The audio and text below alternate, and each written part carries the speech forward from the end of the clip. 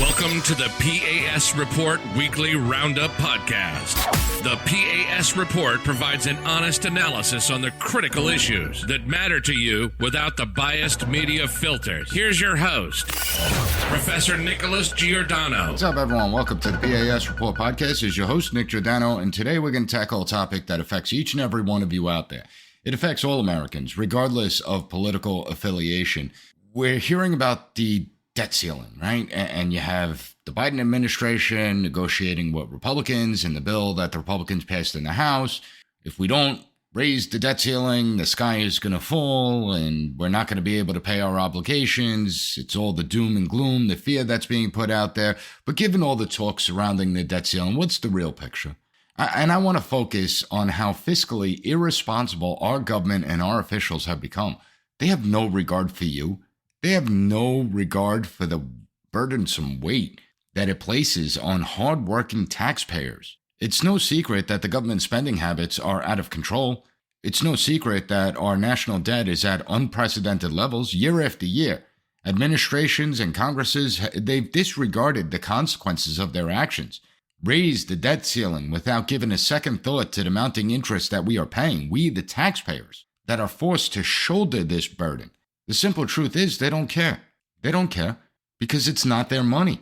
But the other truth is that the current path we're on is unsustainable. As the national debt continues to balloon, so too do these interest payments. So too does the amount of waste, fraud, and abuse within our government. It's a vicious cycle that drains our resources.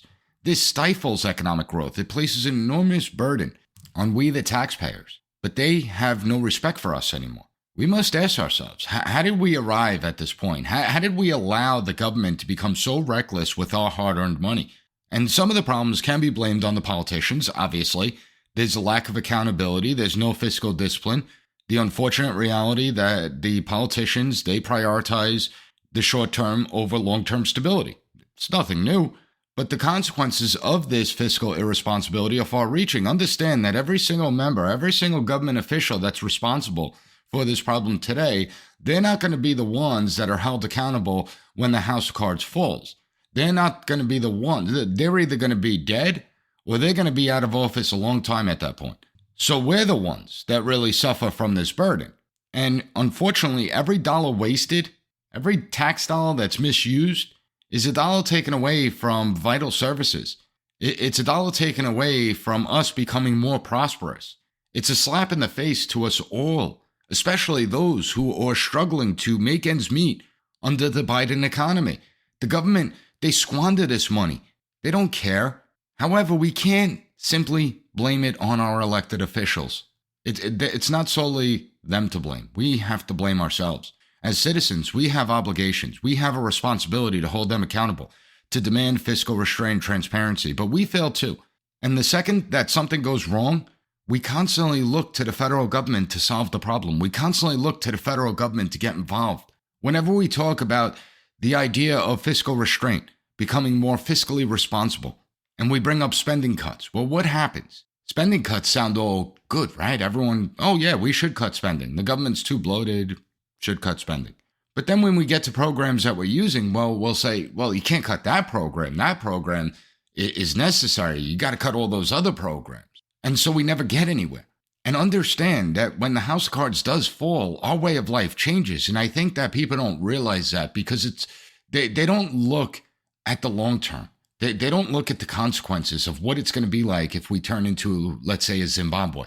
Instead, they're just looking at the here and now. And as long as they could meet their financial obligations in their household, they could put food on the table, get some bills paid, have some luxuries in life, they're satisfied. But what happens if that evaporates tomorrow? Then you're going to be angry. Then you're going to be upset. But by then, it's going to be too late. In this episode, I want to focus on the debt ceiling negotiations and how the American people are being scammed. I want to talk about the Uni Party and policies that contribute to our nation's unsustainable debt levels. But more importantly, I want to explore the impact of what happens if we don't begin to immediately change our ways. Sooner or later, it will collapse. Mark my words. And we need to examine solutions now that could lead us toward a more responsible and prosperous future. Remember, we are the ones who are supposed to be in control of the system. Our politicians exist to serve us. It's not the other way around. Even though they want to think it's the other way around, it's not. The power to affect change, it rests in our hands. But we have to get involved in order to do that. I'll get to it all, but before I dive in, make sure you follow and subscribe to the P.A.S. Report podcast. Visit the P.A.S. Report website, pasreport.com, and share this episode with your family and friends and on social media. Now, getting to today's episode, one of the things, before I get to the fiscal health of the United States, one of the things that I do have to caution you about is the war in Ukraine. We are now seeing it expand. So news reports coming in that there was a swarm of drone strikes on Moscow. We are now seeing the theater of war expand, the battlefield expand, and this obviously has dire consequences because the larger the geographic scope of this war, the more likely that it's going to continue to metastasize, and it could draw in other players, obviously including the United States, given the amount of money, the hundreds of billions of dollars that we've given to the Ukraine. So now this represents a threat to us, and it represents a situation that could quickly spiral out of control. Again, there is no leadership. We don't have administration officials talking about what the end game that they want to see looks like. Like, what does a resolution of this conflict actually look like? What do they want to see when it's over and done with? What would make everyone satisfied where we could end this conflict and actually introduce some stability into the situation? There's no discussion of any type of peace talks or anything like that. So it is concerning. It is something to pay attention to. We have to keep our eyes open because what's happening is mission creep. We're slow walking into World War III, if you haven't realized that already. And it's something that I don't think people could actually fathom what that actually looks like. You know, you look at World War I, World War II, the two deadliest wars in world history, killing more people in those two wars than all wars combined previously. A World War III would actually be horrifying. So let's hope that cooler heads prevail. Let's hope we could prevent this situation from getting worse and worse. But what I want to talk about now is the actual debt ceiling, right? So we've heard from a number of people that there is a debt ceiling deal that has been made between House Speaker Kevin McCarthy and the President of the United States. Unfortunately, this debt ceiling deal looks nothing like what the Republicans passed in the House of Representatives. So in the House bill, we saw a $131 billion cut to annual spending for next year to shrink the federal bureaucracy and go back to pre-COVID spending levels. Under this deal, well, there's a 2-year freeze in current spending. So it's current COVID spending. Understand that the government is 40% larger today, spends 40% more money today than it did prior to the coronavirus. Another thing that's different in the Republican bill that was passed, we saw strong work requirements for social entitlement programs like SNAP, TANF, the Needy Families Act, and Medicaid. Under this new deal, there are very minor work requirements included for SNAP. There are new exemptions that exist. And unfortunately, there are no work requirements for Medicaid. In the Republican-passed bill, we saw a move towards energy independence, forcing the administration to move towards that goal to make it easier for oil companies and gas companies to get energy out of the ground and put it into the marketplace so that prices could begin to come down. Well, unfortunately, we see that that's been taken out. Under the Republican-passed bill, we saw a rescinding of the $80 billion that Democrats gave to the IRS, particularly to hire 87,000 new IRS agents to target those in the middle and lower middle classes. Unfortunately, in the New Deal, well, the IRS expansion continues. The future of the IRS spending is going to continue. The 87,000 IRS agents are going to be hired, and you are going to see a surge in audits of those that are making peanuts, that are struggling to survive. Under the Republican-passed bill in the House, the Republicans passed a bill that reclaims over $50 billion in unspent COVID funding. $50 billion. Now, this money hasn't been spent. It's the taxpayers' money. So why shouldn't the government take that money back? Unfortunately, in the new version of the bill, only $28 billion of non-spent COVID funds will actually be recouped. Only $28 billion. These people are ridiculous. And so when we look at this bill, when we look at this agreement that's being announced, what does it actually do? And that's part of the problem. See, we have a nearly $32 trillion debt. And the only thing that this agreement does, it freezes spending levels at their current levels. At their current levels. This does nothing to try and rein in the waste, fraud, and abuse. This does nothing to restore fiscal responsibility. This is why I get so angry at Republicans and Democrats, because it's all a bunch of nonsense. They're constantly talking. And listen, I get that Republicans are negotiating, and there's a Democrat Senate and a Democrat president. I get that. But this shouldn't be about political party. This is about the fiscal solvency of the United States. And so what good is it if you simply freeze spending? What good does that do? And this is part of the problem of Washington, D.C. Again, we are spending 40% more taxpayer dollars, 40% more taxpayer dollars today than we were prior to the coronavirus. It's not normal that the government expands and bloats by 40% in just a couple of years. That is not normal. And it's amazing. When we look at so they estimated that the total non-defense discretionary spending, excluding benefits for veterans, totals $637 billion for fiscal year 2024. Well, guess what? It's going to stay the same in 2024, 2025. And it really is amazing because, sure, they're putting caps in place. Well, you can't spend over this. But guess what? There's waivers that the president can sign in order to go over that. So what good is it really? Because he'll just issue a waiver, President Biden. And then we look at military spending. I'm so sick and tired of Republicans talking about military spending. I am so sick and tired of them constantly saying, well, we need to increase spending in the Defense Department. No, we don't need to increase spending in the Defense Department. How's about they just spend the money that they have more responsibly, right? How's about we just cut the waste, fraud, and abuse? Because the reality is that if we want to get towards fiscal responsibility, we actually need to cut defense spending. We spend $886 billion on defense spending. $886 billion. The nearest country second to us is China. And China spends about $300 billion. They probably spend about $500 billion, but they actually publicly announced $300 billion plus dollars. And think about it. Maybe if we didn't waste money developing, maternity flight suits for pregnant women that are never going to be flying in fighter jets when they're 6, 7, 8 months pregnant. Maybe if we didn't waste money, millions of dollars on that. Maybe if we didn't waste money on zero gravity coffee mugs that cost $1,200 a pop. Maybe we cut those things first. Maybe we could stop funding the Department of Defense study on why a cup of coffee spills when someone walks.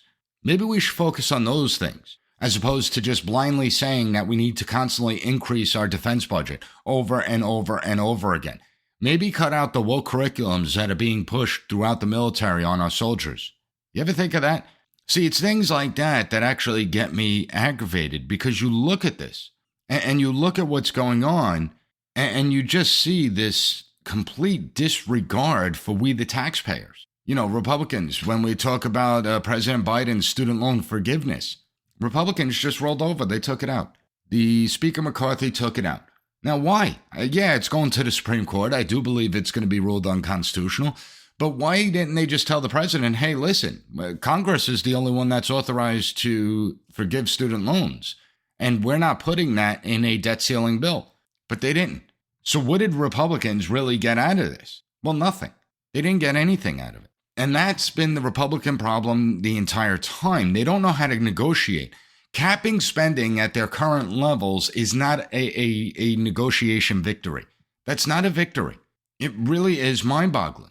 And there is so much waste, fraud, and abuse that we could talk about. I'm going to bring up a few programs. So we're going to take a quick break. When we get back, I want to bring up just a few programs of what we've wasted money on. And when these fools tell you that we can't cut spending, that we could only cap spending, keep in mind the money that I'm about to tell you that we're spending on all these ridiculous programs that make no sense to anyone, but they get a lot of people rich. So hang tight. We'll be right back. P.A.S. report listeners, hurricane season is almost here, and the time to prepare is right now, not when the hurricane hits. When Hurricane Ida hit the Gulf Coast, it destroyed countless homes and left many without access to food and clean water. Millions lost power, some for weeks. The floods that followed the hurricane washed out roads, made it impossible for grocery stores to restock their shelves. Families were desperate. They were waiting for help that was slow to arrive. But what if you didn't have to rely on FEMA to provide for your family during a crisis? The answer is simple. Be prepared with emergency food kits from 4 Patriots. They're long-lasting and delicious food options instructions are specifically designed to provide you and your loved ones with the sustenance you need when you need it most. And these food kits are hand-packed in the USA, last up to 25 years, compact inside covert storage totes, include a wide variety of delicious breakfasts, lunches, and dinners, and they're backed by thousands of 5-star customer reviews. 4Patriot Survival Food is not just for natural disasters. In today's world of uncertain supply chains and unpredictable emergencies, it's more important than ever to have a backup plan. Whether it's temporary power outage, a winter blizzard, rising food costs, you can rest easy knowing that you have a reliable source of food to see you through. And right now, you go to 4patriots.com, use code P.A.S. to get 10% off your first purchase on anything in the store, including the emergency food supply kits that are designed to last up to 25 years. Just go to 4patriots.com, use code PAS to get 10% off your first purchase of 4Patriot Survival Food. So before the break, I told you that I want to talk about some of the ridiculous things that we're spending money on as a government, our taxpayer money that's being spent. And I think it's important to highlight these because it really shows you how out of control the system really is. So let's take a look. We had $465,000 taxpayer dollars that was spent on creating pigeon slots. Now, what's that? Well, basically, it's a study that aims to untangle the psychology of gambling addiction. And what they're doing is they're building a casino for pigeons. The National Institute of Health has sent $500,000 to Reed College in Portland, Oregon, where researchers are taking 3 years to create a self-contained miniature economy for the school's flock of birds. The pigeons receive currency like tokens that they can earn, accumulate, spend, and gamble on slot machines. This is a study that's just as ridiculous as the $50,000 that we spend to study whether pigeons follow human economic laws, as if pigeons have economies that I didn't even know about. It was truly fascinating. Another program, $75,000 for friggin' lizards. The National Science Foundation, they are very concerned about the worsening conditions of climate change, particularly hurricanes from climate change. So they paid researchers to capture 47 lizards in the Turks and Caicos Islands and then blast the animals with leaf blowers. The scientists filmed the critters hanging onto the sticks for dear life as wind speeds went up to 108 miles per hour, and they kept a record as the lizards went flying.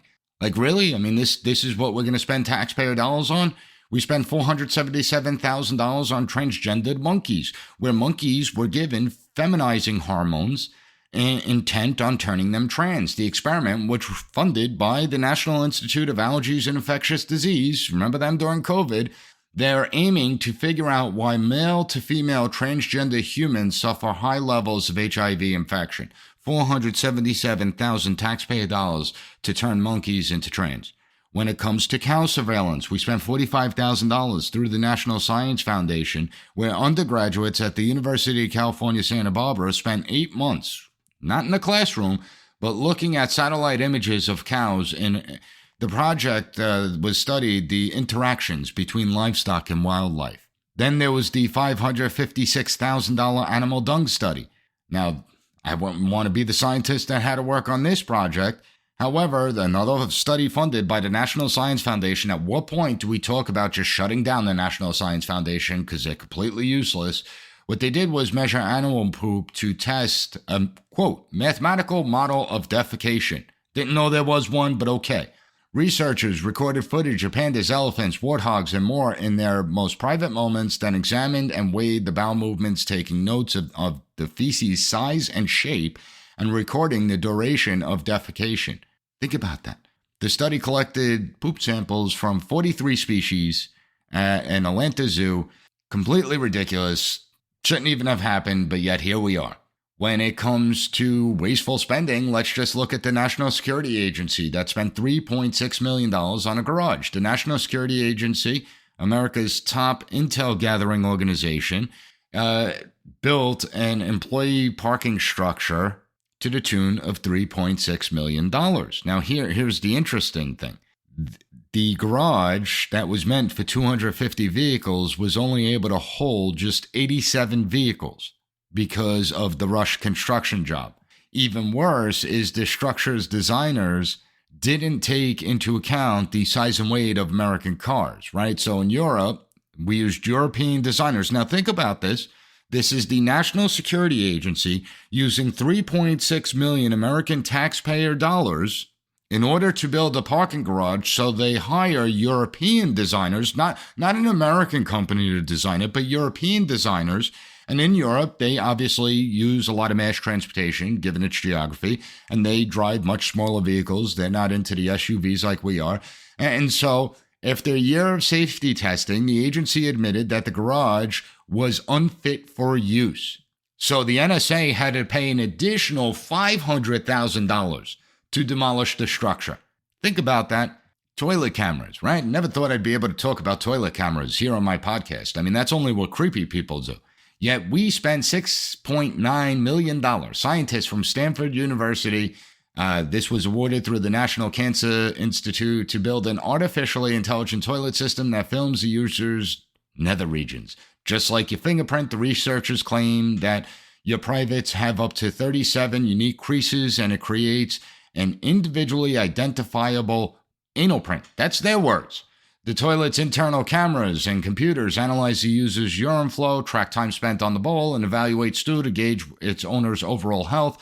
The data is regularly uploaded to a secure internet cloud server, and the Stanford team even acknowledges, but to fully reap the benefits of this smart toilet, users must make their peace with the camera that scans their anus, end quote. That's what researchers said. I'm sorry, when you say something like that, I cannot take you seriously, and you should not even be getting these taxpayer dollars to conduct this study in 2022. Now, this is 2022, right? So we withdrew from Afghanistan in 2021, but in 2022, we developed camouflage uniforms for Afghanistan. $28 million. Our Department of Defense, that we can't even talk about cutting funding to. Our Department of Defense, we spent $28 million on developing camouflage uniforms for use in Afghanistan, and the camouflage didn't even match the environment of Afghanistan. Our federal government is currently maintaining 77,000 empty federal buildings. According to the Office of Management and Budget, the federal government spends more than $1.7 billion a year to maintain 77,000 empty buildings. That's how ridiculous this is. The federal government spent $50 million on a Visit Tunisia initiative meant to boost travel to the country. Well, why don't we boost travel here to the United States? I mean, wouldn't that be a good idea? Why are we spending $50 million to boost Tunisian tourism? It's so ridiculous. You have the National Institute of Health. They're another one. Needs to be shut down, right? Like the National Science Foundation. The National Institute of Health spent $2.3 million injecting puppies with cocaine for research. What is the point of this research? Why are we injecting puppies with cocaine? They spent $3 million giving hamsters steroids to watch them fight. $3 million on that. $700,000 to study romance between parrots. $1.1 million getting mice drunk. This is just a drop in the bucket of the ridiculous things that our government is spending money on. We spent $3 million. $3 million was earmarked for the construction of a Gandhi Museum in Houston, Texas. A Gandhi Museum in Houston, Texas. We spent $118,000 researching if Thanos could snap his fingers wearing the Infinity Gauntlet. Researchers at Georgia Tech got the grant to study whether a real-life Thanos could actually snap his fingers while wearing the Infinity Gauntlet. They concluded that, quote, Thanos could not have snapped because of his metal-armored fingers, end quote. So we're going to turn ourselves into a Zimbabwe for this crap? This is what we're going to destroy the fiscal health of the United States for? You know, if the system were to collapse because of the reckless spending and the unsustainable debt levels, the consequences are severe. The consequences are far-reaching. Every luxury you enjoy today will be gone. We will face a deep economic crisis. We will face devaluation of our currency. We're already witnessing countries move away from the dollar. Right now, you're witnessing a major push by the BRIC nations, particularly Brazil, that this administration propped up the Lula regime, worked to get him elected over Bolsonaro. And now what is Lula doing? He's going around the world trying to get other countries to throw away the dollar. Good job. So we see the BRIC nations that want to speed up this de-dollarization. We keep resorting to printing more money to bridge the gap and keep up with the spending demands. How long do you think we could sustain this? I mean, sooner or later, the real economy kicks in. The real economy emerges. You could only artificially manipulate your economy so much. And the artificial manipulation, it's going to wreak havoc on our purchasing power. It's going to increase poverty. It will disrupt supply chains. It's going to cause economic turmoil. We become a third world country if this collapses. And another thing that will happen, obviously, is the loss of faith in the government's ability to govern effectively. A collapse of the system because of fiscal irresponsibility will lead to social unrest. It is going to lead to political instability. You will see a breakdown of societal order. Once we lose all trust in our institutions and leaders, which we're almost there, it's game over. All you have to do is look at history to see how this plays out. How many countries move towards authoritarianism during crises, particularly economic crises? When people are desperate, they are more open to surrender their freedoms, their liberty, in order for stability. Just look at what happened during COVID, right? Oh, well, that would never happen here. Well, it did. And while these scenarios, they may seem like they're extreme, they're a caution of the risks associated with this unchecked, reckless spending that we're seeing out of Washington. It's a caution against this unsustainable debt. It highlights that there has to be an urgent need for responsible fiscal management of our taxpayer dollars, that we need a long-term commitment. It's crucial we address these, and we have to avoid the catastrophic outcomes, safeguard the well-being of the future generations of this country, not even my generation, but my kids' generation. The solutions aren't really all that difficult.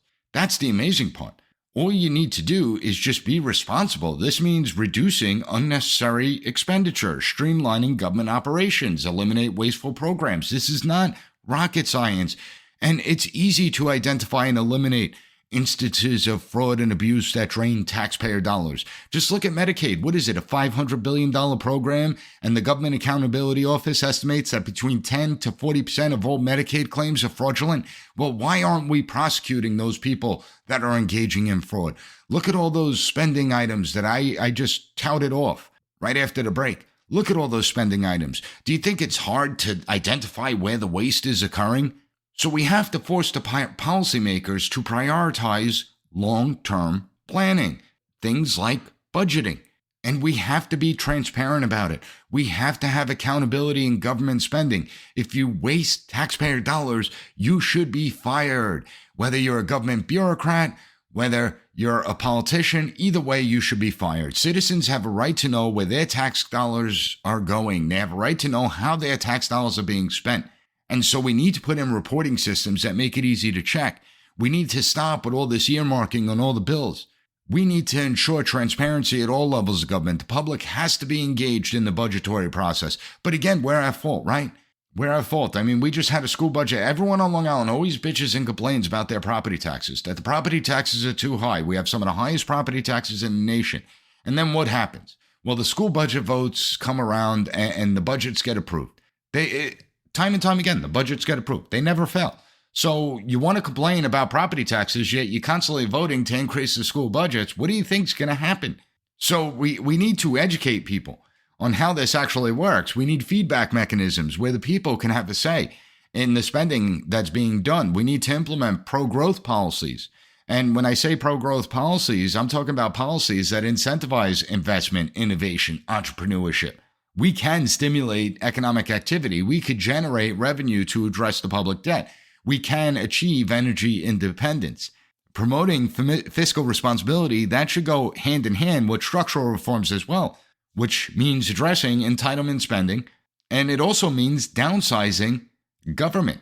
And when I say downsizing government, I'm talking about downsizing government across the board. You could cut 25% of the government and nobody would ever notice a difference. Very few people would even feel that. Just get rid of them. If they cease to exist tomorrow, we'll still be in good shape. You know, a comprehensive approach that combines fiscal discipline and transparency, that combines accountability, focus on economic growth. We could start to take on the failures that exist. But if we do nothing, ultimately the system will collapse. And that's the scary part. The solutions require effort, but it can be done. And it is necessary to reshape the fiscal landscape.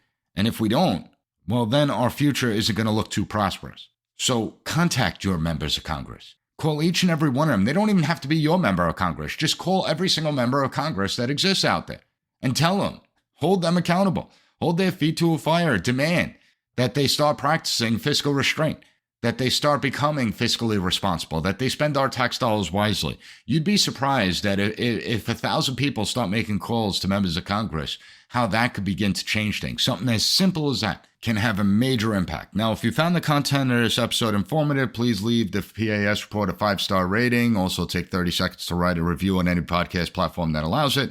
And share this episode with your family and friends and on social media. I want to thank you for joining me today, and I'll be back on Monday with another great episode of the P.A.S. Report podcast. Thank you for listening to the P.A.S. Report Weekly Roundup Podcast. Have a good one. Bye. Be sure to rate, share, and subscribe to the podcast. so you'll never miss an episode. Also, visit PASreport.com and follow us on Twitter at PAS Report.